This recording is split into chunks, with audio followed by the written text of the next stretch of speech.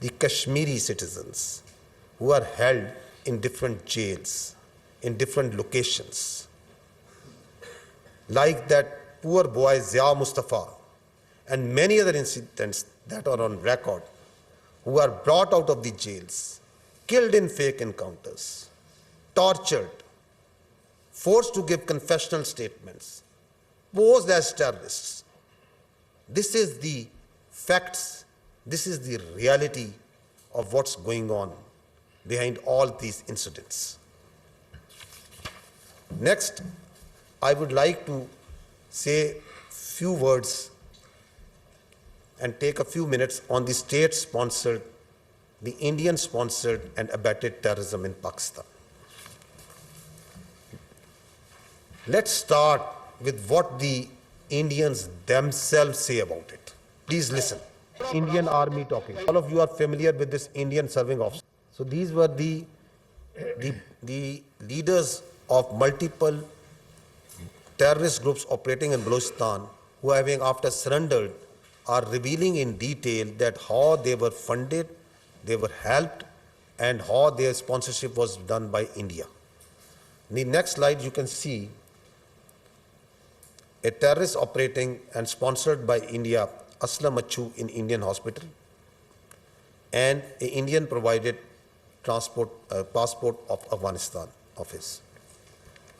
In next slide, you can see that once the Jafar Express happened, the internationally recognized terrorist organization BLA, his spokesperson, where was he sitting? He was sitting on Indian channels, wearing a mask, coming on multiple Indian channels, and glorification of a terrorist sect, which, by the way, the state of India has not shown any concern or condemned so far.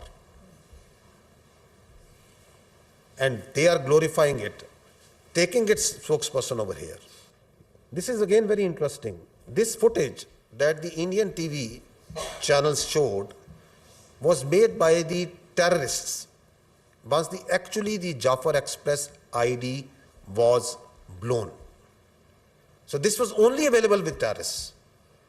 And who are the first electronic channels who started showing it? It's the Indian channels. See it. And so this is vehement, clear glorification of terrorism being done in Pakistan. If you move to the next slide, you will find that not long ago, it was Pakistan, as repeatedly has been telling this, and this is the evidence that Pakistan put in front in this room on Indian sponsored and abetted terrorism in Pakistan once the transnational killings of Pakistanis was done. Listen to this clip also. Is it only restricted to Pakistan? No, it's not. It's transnational. Listen to what the other parts and the leaders of the other countries are saying. So once we say that we have got nothing to do with Pahalgam, and once we say the only way out is an independent, credible, transparent investigation, we have strong reasons, empirical evidence and facts on the basis of which we are saying. Now, see, if you come to the next slide, if you remember that once the National Security Council issued its declaration on 24th April, it clearly said that Indian attempts to inject volatility in the environment along Pakistan's eastern border is aimed at distracting Pakistan's counter-terrorism efforts. And on night 25th, 26th, within 48 to 72 hours, its manifestation was clear.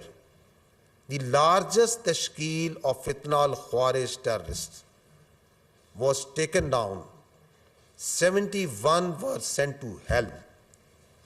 This proxy of the Indians, the largest tashkeel, was launched, and alhamdulillah, the Pakistan security forces and the intelligence agencies, being vigilant, took them down.